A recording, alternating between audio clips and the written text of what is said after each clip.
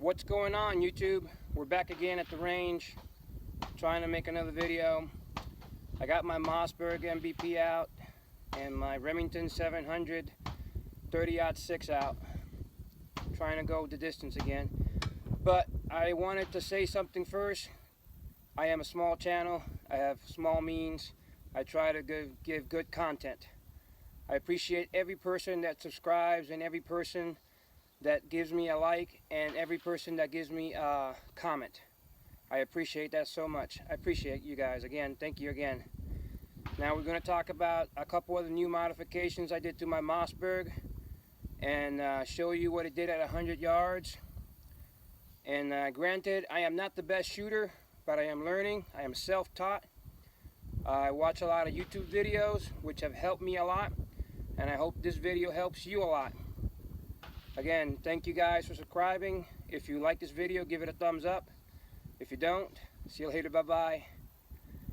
And to all the people that do subscribe, again, thank you so much.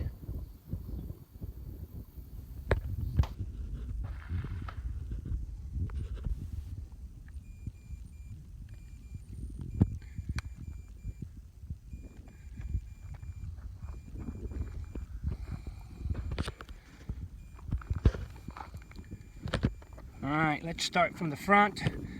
Again, we got a K-Dex Defense muzzle brake. It's expensive, but it is worth it. We have an 18.5 inch barrel, which is a stock barrel that came with this rifle. That's one thing I think I might be modifying later on, putting a 24 inch barrel, because my velocities are not as fast as I would hope for 308, but that's what I got at the moment. The chassis is a MDT chassis. The scope is a Razor Gen 2. The mount is a spur mount. This one has a quick detach, and this spur mount is the Shiz Knit. It is worth every penny. Again, it's just like the muzzle brake, expensive, but it's reliable. It only took me 10 minutes to locate the center of my scope with this mount. It is a quick detach.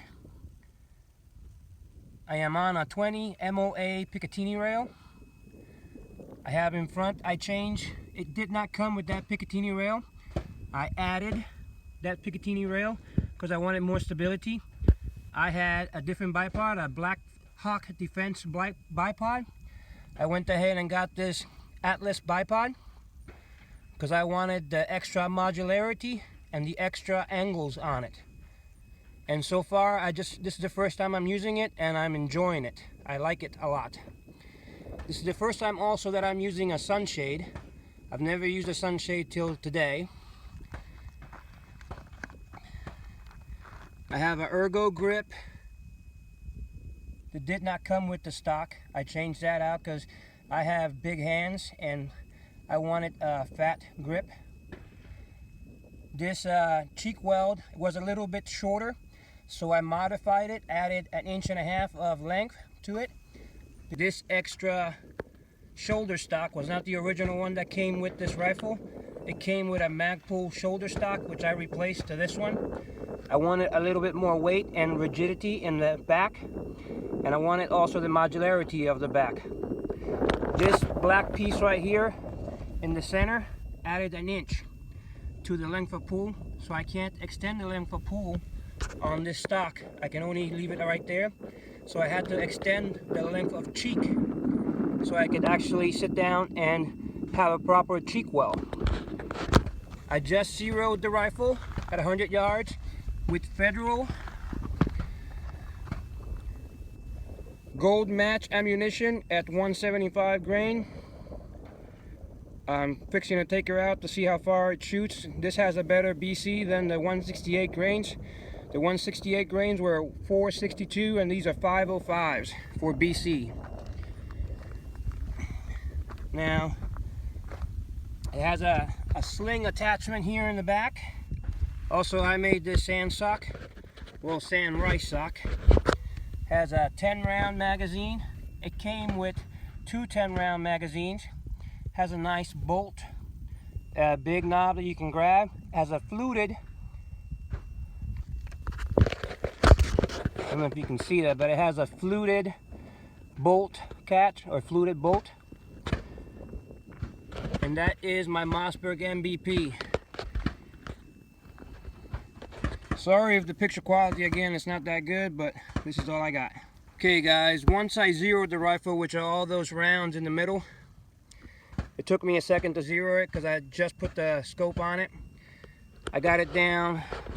This is my first grouping. I pulled that third shot because I did the first two together, and I pulled that third shot. Again, I did a second grouping and I did exactly the same thing. I did two groups perfectly good, and I pulled the third shot. So I'm guessing you could consider this a 1-inch MOA at 100, but I think it's because of the shooter. It wasn't that good, and that's with 175 grain. So let's try it out.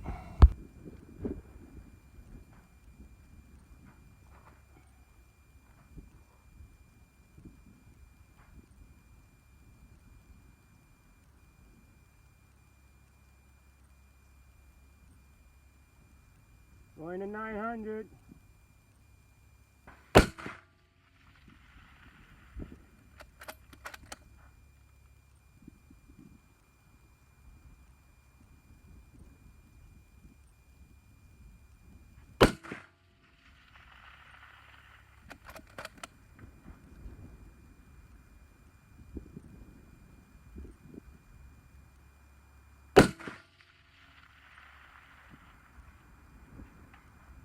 Solid impact at 900 again.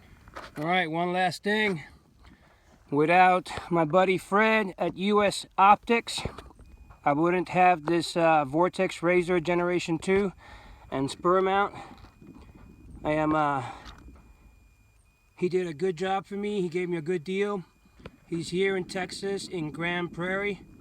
If y'all want to give him a shout, US Optics deals in high dollar, high quality optics. Thank you, my friend Fred.